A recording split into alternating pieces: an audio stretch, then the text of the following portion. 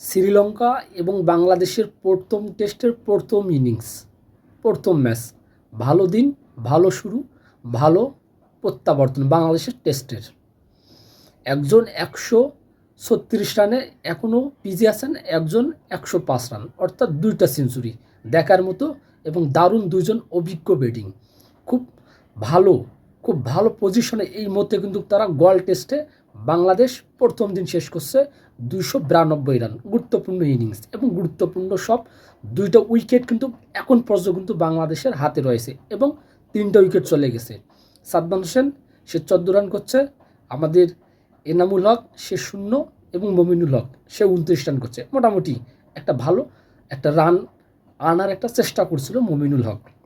যাই হোক, বাংলাদেশ এবং শ্রীলঙ্কার প্রথম টেস্টের প্রথম দিন, এই দিনে বাংলাদেশ তাদের যে টেস্ট ক্রিকেটের যে খেলাটা, যারা যেভাবে একটা স্বাভাবিক খেলা খেলে টেস্টের, যে দেখে শুনে খুব বেশি তাড়াহুড়ো করার প্রয়োজন নাই এবং উইকেট দেওয়ারও প্রয়োজন নাই এবং একটা রান লম্বা একটা স্কোর আনার, সেই কাজটাই কিন্তু বাংলাদেশ তার ফার্স্ট দিনে করছে, যেখানে 2টা সেঞ্চুরি আমরা পেয়েছি। এবং এই গোয়াল টেস্টে কিন্তু মুশফিকুর রহিম, তার একটা রেকর্ড আছে, সে কিন্তু ডাবল সেঞ্চুরি করেছিল।